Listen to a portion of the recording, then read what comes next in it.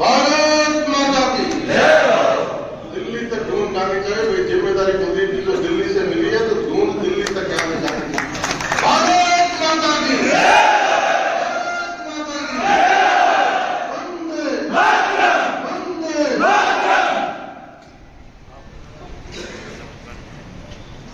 जम्बेश्वर भगवान के इस पवित्र प्रांगण में सैकड़ों वर्ष पहले इस तपोभूमि पर समराचल की धरती, पीपासल की धरती, मुकाम की निर्वाण स्थली, इस धराधाम में गुरु जम्बेश्वर भगवान ने राजपूत परिवार में जन्म लेकर जीवन जीने की उन मुगलकालीन परिस्थितियों में, मुगल आक्रांताओं के राज में समाज के विचलन को, भटकाव को रोकने के लिए, थामने के लिए 29 नियमों की नियमावली देकर जीवन जीने की शुद्ध पद्धति थी। और 36 बिरादरी में से जिन्होंने 29 नियम मानव को विष्णु कहलाए, ऐसे 36 बिरादरी के समागम के साथ एक सूत्रपात जो गुरु महाराज ने सैकड़ों वर्ष पहले किया और पर्यावरण को लेकर जो संदेश दुनिया को सैकड़ों वर्ष पहले दिया, जिसकी कसौटी को कोरोना काल में दुनिया ने समझा, ऐसे हमारे महामानव गुरु जम्बेश्वर भगवान की पवित्र स्थली पर हम हृदय तल की गहराइयों से हमारे नेता आदरणीय कुलदीप जी का जोरदार स्वागत करेंगे।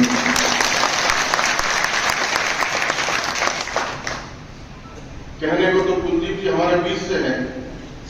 और हर मेले में कुलदीप जी की उपस्थिति यहां रहती है वर्षों से। समाज के संरक्षक के रूप में उनकी भूमिका भी वर्षों से बहुत महत्वपूर्ण रहती है, लेकिन आज का अवसर अनूठा है। आने वाले 2023 के चुनाव और लोकसभा के 2024 के चुनाव, उसको देखते हुए केंद्रीय नेतृत्व ने, हमारे राष्ट्रीय अध्यक्ष माननीय नड्डा जी ने, हमारे लोकप्रिय, दुनिया के लोकप्रिय नेता, हमारे नहीं देश नहीं दुनिया के लोकप्रिय नेता नरेंद्र भाई मोदी ने और यशस्वी लोक पुरुष अमित शाह ने, गृह मंत्री जी ने एक अनूठी जिम्मेदारी देकर कुलदीप जी को राजस्थान में भेजा है। राजस्थान चुनाव तो आज उनका अभिनंदन एक अलग तरीके से ये भारतीय जनता पार्टी का परिवार कर रहा है। महासभा के अध्यक्ष जी की उपस्थिति में मंच पर हमारे संचालनकर्ता अभी मानू सिंह जी, ये मुकाम मंडल जो अभी पार्टी की संगठन की दृष्टि से नया मंडल बना है, उसकी भी आपको ढेर सारी शुभकामनाएं। मंडल का नाम मुकाम रहा और मुकाम मंडल के पहले अध्यक्ष मानू सिंह जी जो संगठनकर्ता के रूप में लगातार काम करते रहे। मानू सिंह जी का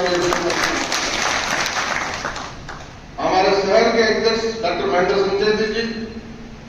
हमारे लोका ग्रामीण के अध्यक्ष भाई राम कुमार जागटिया जी, हमारे कोयला पाटन जागरूक के अध्यक्ष भाई रामदयाल जी और पांचों के अध्यक्ष भाई ओम प्रकाश सुथार जी, हमारे पांचों मंडल अध्यक्ष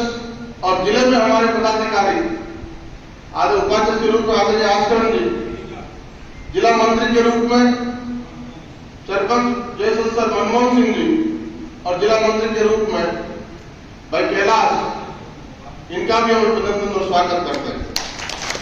हमारे बीच हमारे वरिष्ठ नेता, मार्गदर्शक,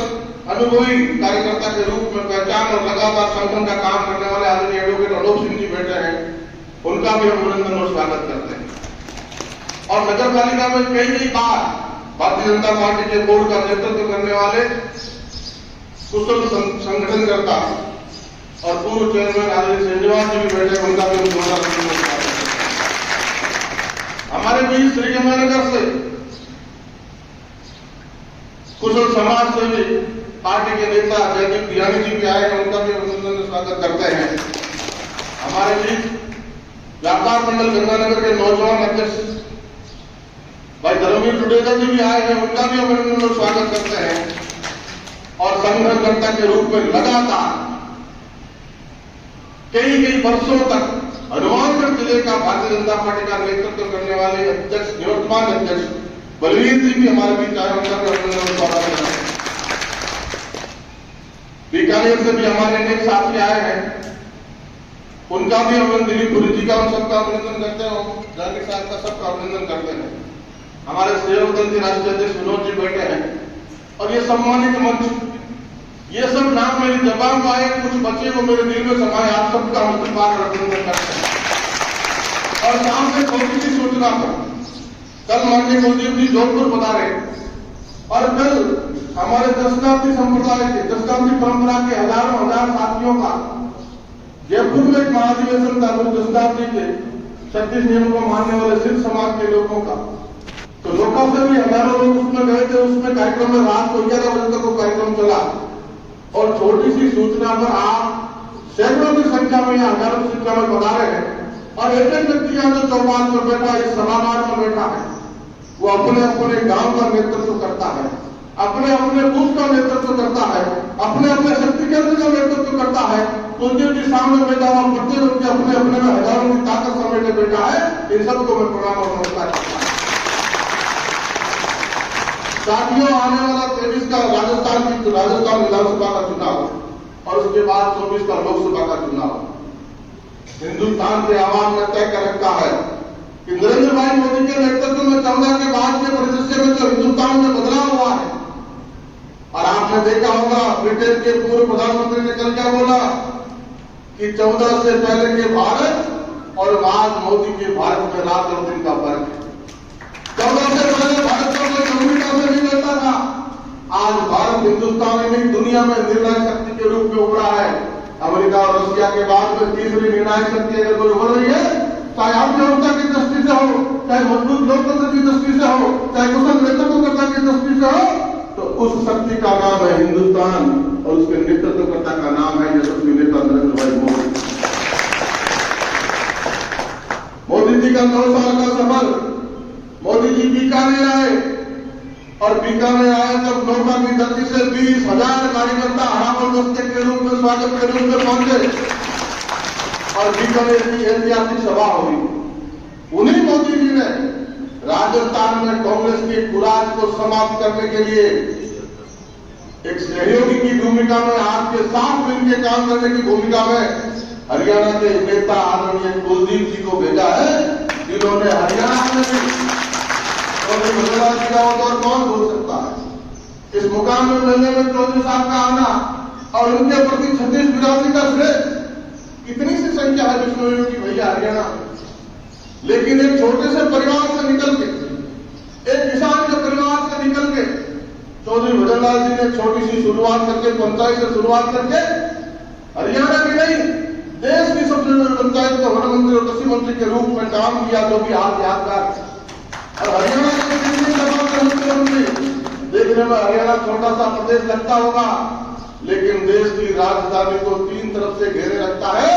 इसलिए बहुत रणनीतिक और महत्वपूर्ण प्रदेश गिना जाता है हरियाणा। उस हरियाणा का नेतृत्व मुख्यमंत्री भजनलाल जी ने किया और उन्हीं के नक्शे कदम पे कर चलते हुए कुलदीप जी ने, हमें याद है अच्छी तरह से, हम 2008 का विधानसभा चुनाव लड़े और 2010 का चौधरी साहब तो विशाल का प्रतिनिधित्व क्या करते थे लोकसभा में, और काल का चक्र ऐसा होता जो आया उसको जाना है। चौधरी साहब जब हमारे बीच नहीं रहे तो हिसार लोकसभा का उपचुनाव आज आपको की आंखों में तैर जाता है। ये वो दौर था जब कांग्रेस के खिलाफ पूरे प्रदेश में, पूरे देश में एक माहौल था, रोज आए दिन घोटाला, ये घोटाला, वो घोटाला। उस परिदृश्य में जब अन्ना का आंदोलन चल रहा था, उस परिदृश्य में देश में कोई पहला चुनाव हुआ, उपचुनाव हुआ तो हिसार लोकसभा का उपचुनाव था और 4 साल के बाद में कुलदीप जी ने उस चुनाव को लड़ा और कांग्रेस के खिलाफ लड़ा और देश भर में कांग्रेस के खिलाफ वो पहला लिटमस पेपर टेस्ट था जिसको इन्होंने पास किया और पूरे देश में लड़ा। और उस चुनाव में भारतीय जनता पार्टी ने सहयोगी की भूमिका में कुलदीप जी का साथ दिया और उसी का नतीजा था। उसके बाद भारतीय जनता पार्टी का कुलदीप जी की पार्टी से गठबंधन हुआ और हम सब गवाह इस बात के कि हरियाणा में कुलदीप जी ने भारतीय जनता पार्टी के सहयोगी के रूप में उस प्रदेश में जहां भारतीय जनता पार्टी के 2 विधायक हुआ करते थे, मात्र 2 विधायक हुआ करते थे, उस प्रदेश में 7 लग के 1 और 1 11, राजनीति में 1 और 1 2 नहीं हुआ करते, राजनीति में 1 और 1 11 होते हैं। और 1 और 11 करते हुए कुलदीप जी ने हरियाणा में भारतीय जनता पार्टी के साथ लेके खड़ा करने का काम किया और उसी का नतीजा था कि हरियाणा में भारतीय जनता पार्टी की बहुमत से सरकार बनी। परिस्थितियां कुछ भी रही हो, राजनीति में सब ऐसा देखने में होता है देखिए वो दफा, लेकिन अब परिस्थितियां बदली है। गुरु महाराज का आशीर्वाद है कि दोबारा जब हरियाणा में थोड़े दिन पहले उपचुनाव हुआ, कांग्रेस की सारी पार्टी लगी और कुलदीप जी ने विधानसभा से इस्तीफा देकर कांग्रेस की सत्ता को चैलेंज किया। कांग्रेस को चैलेंज किया कि हम इस्तीफा देकर उपचुनाव लड़ते हैं, ऐसा कोई बिरला ही कर सकता है, ऐसा कोई आदमपुर का कर सकता है। और आदमपुर तो इतिहास में लिखा जाने लायक है। 16 चुनाव एक जगह से कोई एक व्यक्ति एक परिवार लड़ता है और 16 चुनाव लगातार जीतता है। ऐसा उदाहरण हिंदुस्तान में किसी विधानसभा का नहीं होता, ऐसा उदाहरण पूरे व्यक्ति का नहीं बनता। उस चैलेंज को, उस कठिन अग्नि परीक्षा को पास करते हुए कुलदीप जी ने साबित किया कि हरियाणा में भारतीय जनता पार्टी का जबरदस्त माहौल खड़ा किया और हरियाणा में आज जब चुनाव होंगे अगले साल तो तीसरी दफा हरियाणा में भारतीय जनता पार्टी की सरकार बनेगी। और उससे पहले जो जिम्मेदारी मिली है कि राजस्थान में भारतीय जनता पार्टी को और मजबूत करते हुए डबल इंजन की सरकार बनाने के लिए 24 में भी पूरा मिशन 25 राजस्थान से 25 के 25 सांसद लोकसभा में भारतीय जनता पार्टी के जाए और पुनः तीसरी दफा नरेंद्र भाई मोदी के नेतृत्व में दिल्ली में सरकार बने और राजस्थान में 23 में दिसंबर में भारतीय जनता पार्टी की सरकार बने। उसमें आपके साथ कंधे से कंधा मिला के, आपके साथ कदम से कदम मिला के चलने के लिए कुलदीप जी को जिम्मेदारी केंद्र से मिली है। हम जिम्मेदारी देने वाले माननीय नरेंद्र मोदी जी को, आदरणीय नड्डा जी को, अमित शाह जी को हम धन्यवाद करते हैं, क्योंकि कुलदीप जी का हमसे जुड़ाव है, आत्मीय जुड़ाव है इस धरती से, इस धराधाम से, इस पवित्र स्थान से। इसलिए निश्चित तौर पर कुलदीप जी के नेतृत्व का, कुलदीप जी के साथ का हम सबको सहयोग मिलेगा, पूरे राजस्थान में भारतीय जनता पार्टी को सहयोग मिलेगा। इसी आशा और उम्मीद से पूरे हृदय तक की गहराइयों से जोरदार करकर और कुलदीप जी को चौपाल में जाइएगा, गांव में जाइएगा, कई विधानसभा में मीटिंग कीजिएगा तो जनता आपका स्वागत करने के लिए बेताब है, क्योंकि 5 साल की कांग्रेस की सरकार ने, अशोक गहलोत की सरकार ने ये ट्यूबवेल का काश्तकार बैठा है सैकड़ों हजारों की संख्या में। बिजली की स्थिति यह है, कहने को मुख्यमंत्री विधानसभा में कहते हैं ये फ्री वो फ्री, 3.5 महीने पहले चुनाव में ये फ्री वो फ्री बंदर बाट में लगे हुए, लेकिन बिजली कहीं है नहीं, किसानों की आंखों में आंसू है। पानी निकालने के लिए मोटर नहीं चलती, मोटर चलती है 6 घंटा बिजली देने का वादा करने वाली सरकार, 2000 यूनिट फ्री बिजली देने का वादा करने वाली सरकार, गारंटी कार्ड बनाने वाली सरकार, घरेलू बिजली देने का वादा करने वाली सरकार पूरी तरह फेल साबित हुई है। किसानों के पास बिजली नहीं है, किसान जीएसएस में धरना देने को मजबूर है, कई गांवों में करंट नहीं है और ये सरकार ने कृत्रिम तंगी पैदा करके ये व्यवस्था मैनेजमेंट की बदहाली की सबूत है कि 4 रुपए में बिजली खरीदी जाती है, उस बिजली को ये ऐसा माहौल बना के 17 रुपए में खरीदने की तैयारी कांग्रेस की है, उसमें भी भ्रष्टाचार करने की तैयारी है। ये भ्रष्ट लोगों की सरकार है, ये भ्रष्ट दम्भी लोगों की सरकार है, इनको नेस्तनाबूद करना आपके नेतृत्व में, आपके साथ सहयोग से। ये दलितों पर अत्याचार में पहले नंबर वाली सरकार है। एनसीआरबी का आंकड़े बोलते हैं कि हिंदुस्तान में अगर किसी प्रदेश में दलितों पर सबसे बड़ा अत्याचार होता है तो राजस्थान में होता है, महिलाओं में सबसे बड़ा अत्याचार होता है तो राजस्थान पहले पायदान पर है। महिलाओं की आबरू इज्जत से खेला जाता है, बलात्कार का पहला प्रदेश है एनसीआरबी के आंकड़ों में, तो उस प्रदेश का नाम राजस्थान है। इसलिए बहुत सी बातें हैं, आप चौपालों में जाएंगे, जनता के बीच जाएंगे, जनता आपके स्वागत में तत्पर रहेगी, क्योंकि इस कुरास से, इस कांग्रेस के साथ उसे छुटकारा चाहती है। उसी के सहयोग के लिए आप हमारे बीच आए, बोले आपका आभार, बोले आपका स्वागत, धन्यवाद, जय हिंद।